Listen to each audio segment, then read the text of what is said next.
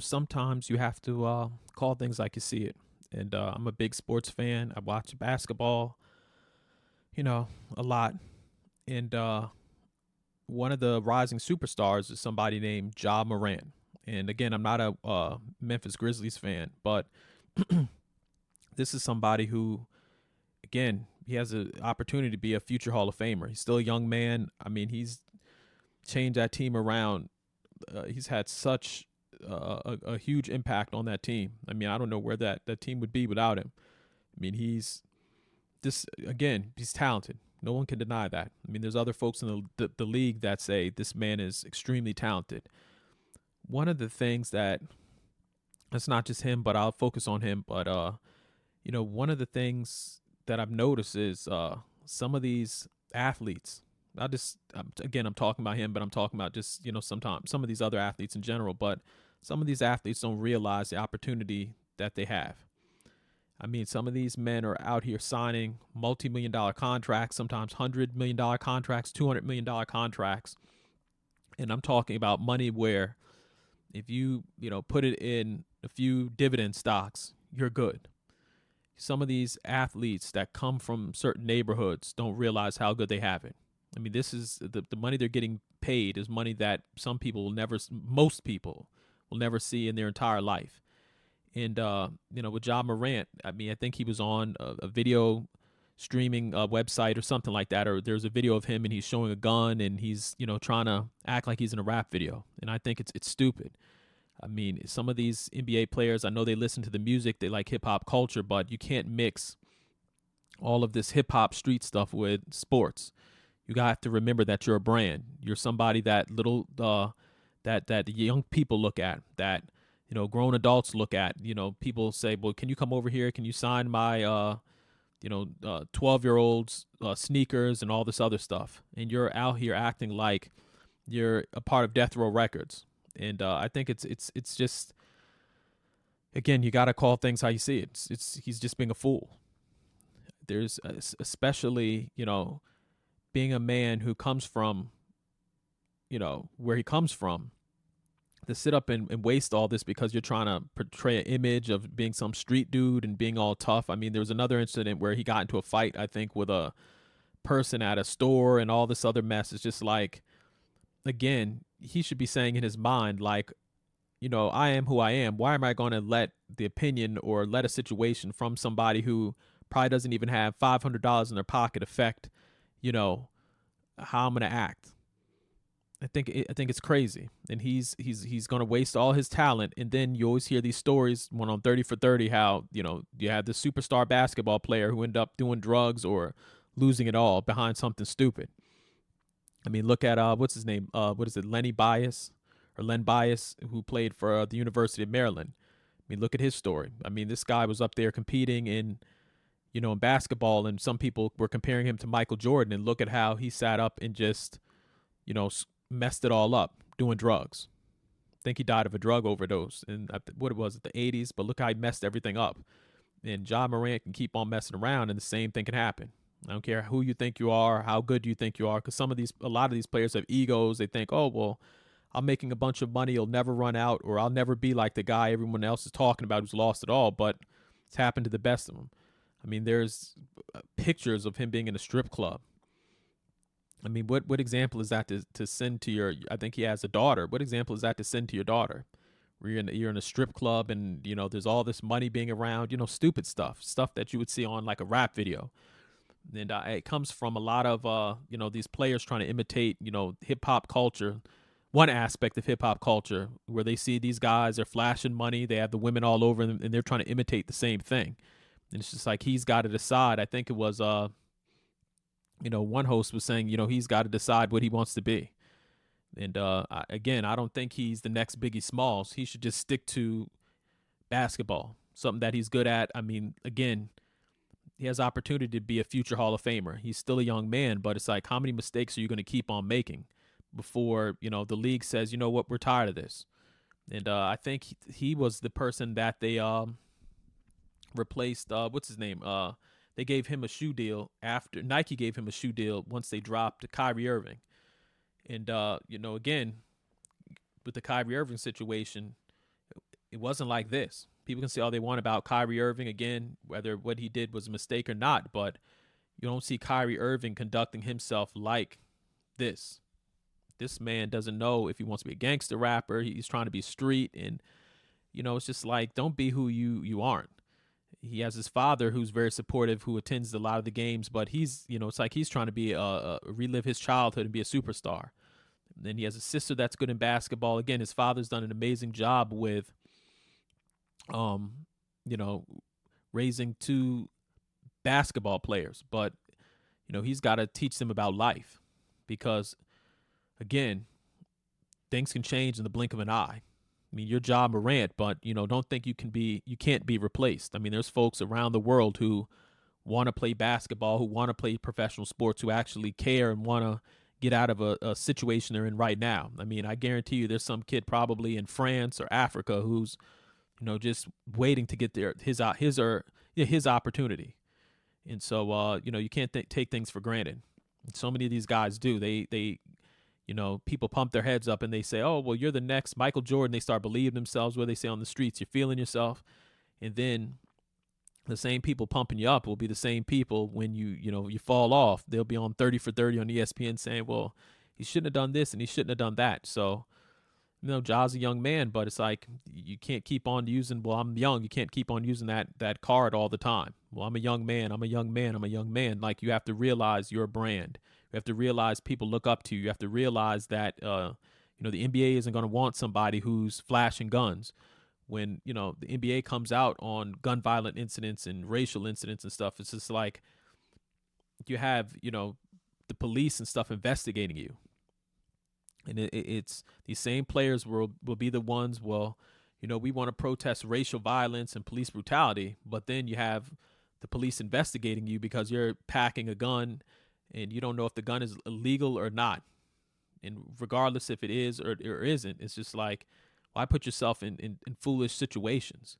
And you don't have to put all of your business out on social media. That's another problem. Some of these guys, they sit up there flashing money on social media. Then they say, well, why was I robbed? And I can't believe this happened. Well, because, you have folks on social media that are looking at, well, I know he stays here. I know he drives this and that.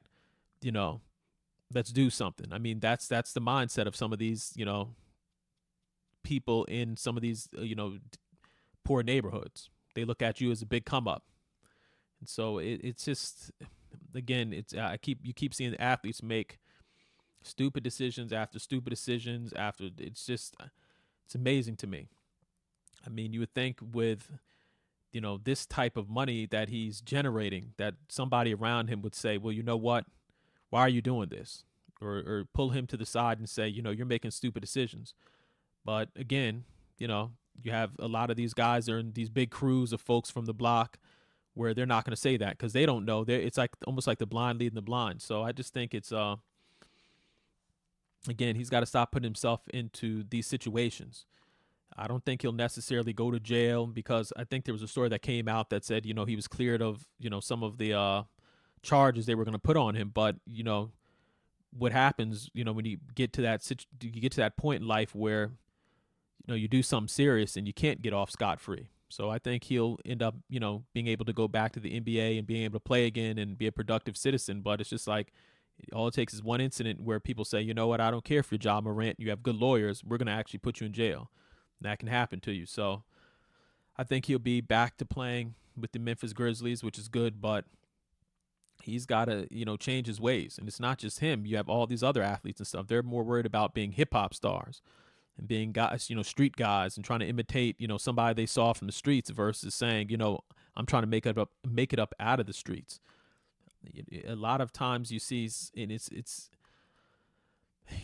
oh Lord, it's insane. I mean, you see guys who are from the streets or from the ghetto, from these poor neighborhoods, and you see them, they make some money, and now they're trying to, go back to the streets and be a street guy again. Like, you're supposed to elevate and handle your business so you don't have to worry about being in a neighborhood where you can be robbed and, shot and all this other stuff. So it's almost like the blind leading the blind. And I like how a lot of people in sports, a lot of the commentators were just, being honest and coming out with,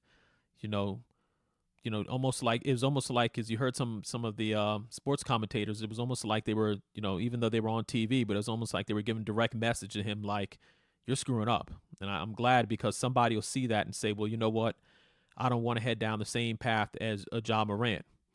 A lot of the times we're in a society right now where people sugarcoat stuff. And I think all this politically correct BS where we say, oh, well, it's just a mistake and somebody's being young, but it's like it's not going to help some of these men from these communities by just sugarcoating everything by, oh, it was just a mistake and that's what happens when you're young. No, sometimes you have to tell people to, conduct themselves a different way, like you're a business now.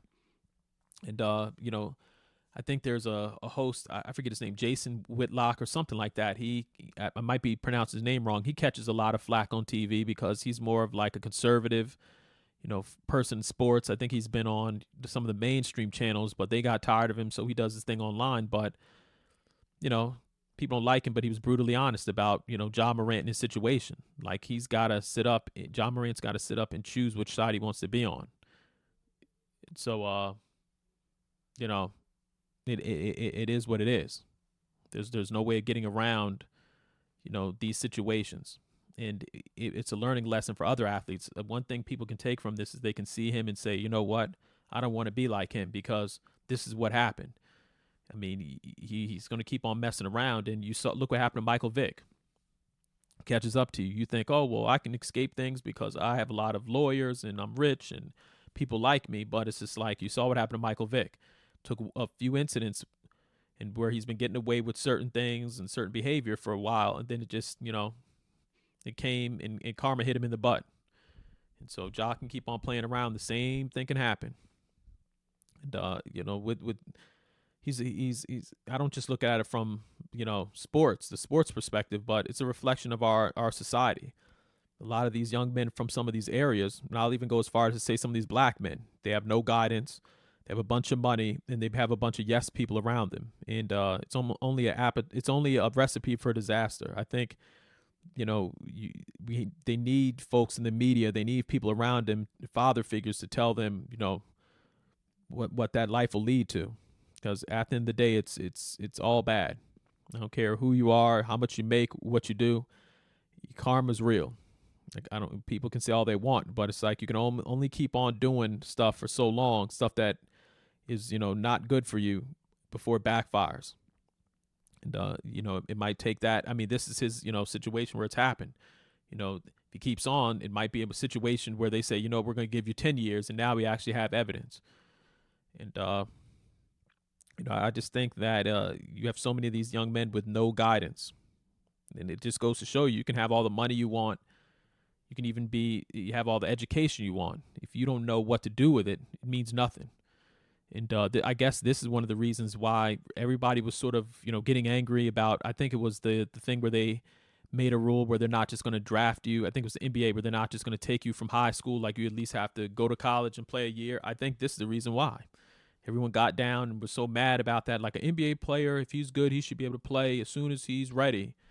Well, this is one of the reasons why. If you're taking immature people, from high school with the high school mentality and putting them in the NBA signing for $200 million contracts, it's an appetite for it's a recipe for destruction, like I said before. I mean, it's work with folks like Kobe. It's work with people like LeBron. But I mean, for the average kid out here, given that type of money and access to power, they'll destroy themselves. So I mean, this is one of the reasons why. I mean, people made it this big racial thing. Oh, it's racist, and a black player should have to play in college. No, that year rule was made because they saw that some of these players would get that money and that power and destroy themselves, and probably most likely hurt the NBA's image, by guns and just stupid off the court behavior. So it is what it is. I think the John Morant situation's a huge learning lesson for other athletes because you have a lot of people look up to him. I think that they should look at all of the stuff that's happening with him. I think he's going to enter into a program and all this other stuff. He's got to repair his image, but we'll see. But I think this is a learning lesson for high school athletes, college athletes, football, baseball, basketball. Like, you keep on, conducting yourself, in a bad way and doing stuff that you shouldn't be doing, eventually it's going to catch up to you. So again, that's just all I have to say. I hope this young man changes his life. He's a talent. I think he can. He's if he keeps on playing the way he's playing, he's going to be in the Hall of Fame one day. But again, this is a huge learning lesson. And, again, you can follow me on Twitter at twitter.com/Mark Parham, MarkParham is in Mary _ and follow my podcast on all the different podcasting platforms. Again, Mark Parham Podcast, and just follow me. I'm going to be talking about sports. I'm going to be talking about art, business, everything. And so, that's all I have to say. Thank you for listening, and bye.